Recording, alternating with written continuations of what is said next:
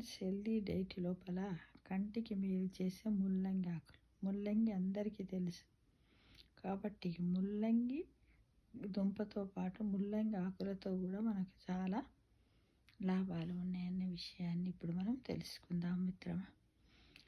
కంటికి మేలు చేసే ముల్లంగి ఆకులు. ముల్లంగి దుంపలు ఘాటుగా ఉంటాయి, ఈ విషయం అందరికీ తెలుసు. లేదా చేదు కూడా ఉంటుంది, కానీ ముల్లంగి ఆకుల్లో ఈ చేదు ఉండదు.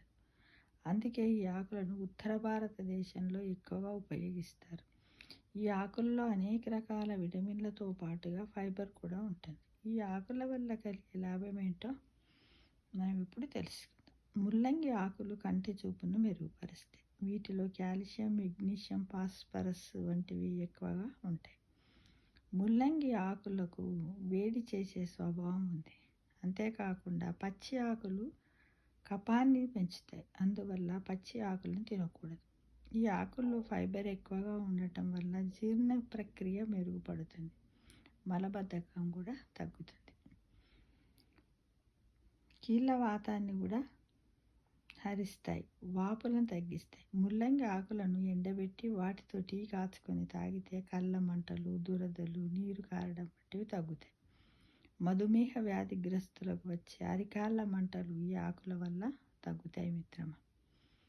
ముల్లంగి ఆకులతో కూడా మనము పప్పు, పచ్చడి చేసుకుంటాం.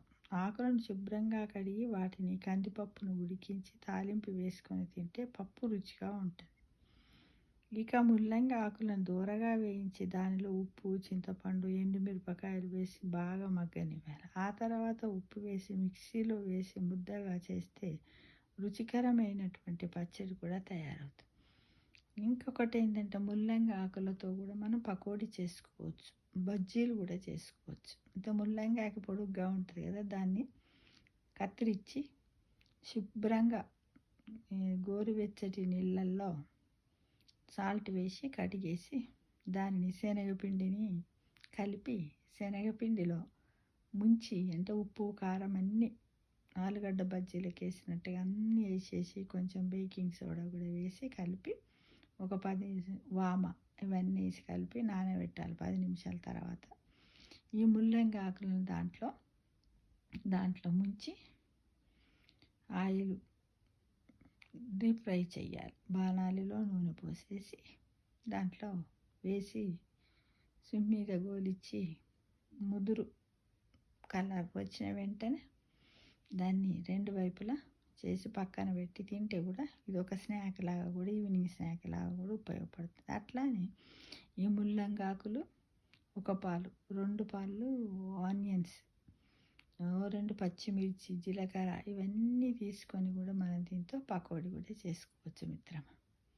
ఇంకా ముల్లంగి ఆకులతో రసం కూడా చేసుకోవచ్చు. ఎలా అంటే ముల్లంగి ఆకులను వెల్లిపాయలు, అల్లం వేసి కొంచెము గ్రైండ్ చేసేసి చింతపండు వేసి గ్రైండ్ చేసి ఎండుమిర్చీలతో మిర్చిని అంతా పోపు సామాను అన్నీ వేసేసి జీలకర్ర, ఆవాలు, పసుపు ఇవన్నీ వేసి ఇంగువ వేసి కూడా రసంలా కూడా చేసుకొని అన్నంలో కూడా తినవచ్చు. అంటే ఇన్ని విధాలుగా ఈ ముల్లంగి ఆకులు ఉపయోగపడుతూ ఉన్నాయి. కానీ మనం ఏం చేస్తాం, ఎంతసేపు ముల్లంగి ఆకులను తింటారేమి ఈ మధ్యకాలంలో. ఏం తింటున్నాం మిత్రం, మనం ముల్లంగినే తింటున్నాం.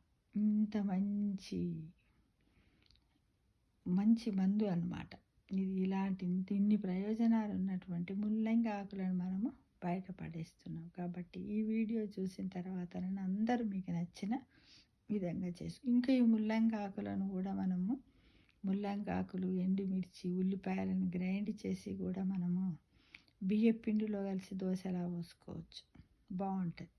అట్లా కూడా అంటే రకరకాలైనటువంటి వంటలను కూడా చేసుకోవడానికి మనం ప్రయత్నించాలి. మన ఆరోగ్యం మన చేతిలోనే ఉందని అనుకొని ప్రతిరోజు కూడా హెల్దీ డైట్ తీసుకోవడానికి ప్రయత్నిద్దామా మిత్రమా. Thank you for watching.